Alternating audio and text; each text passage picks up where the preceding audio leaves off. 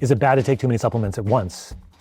Can this cancel each other out or something? This is actually quite common, and it's a really good question because there are many people out there that are taking a huge number of supplements. I gave a lecture about 5 years ago to an audience of biohackers, actually, and I asked the audience, how many people in this audience are taking supplements?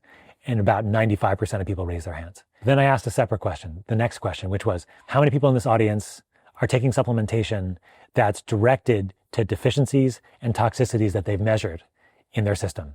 And only about 5% of people raised their hand. Now, things have changed. More people are actually measuring now. But the problem is that there's so many supplements out there that we all can take. And I get tantalized by these things too. I'm like, wow, this is a great combination. Well, sounds awesome.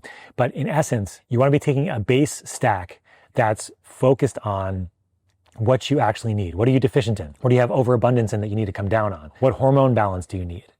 This is the most foundational aspect of supplementation.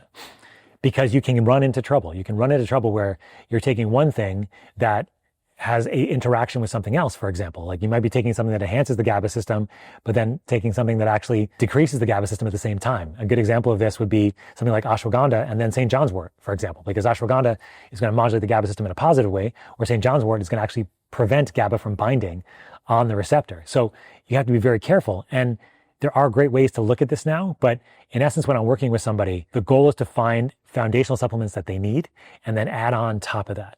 And that's the key to do this, is that do it in this intentional way rather than just finding things on the internet that sound cool.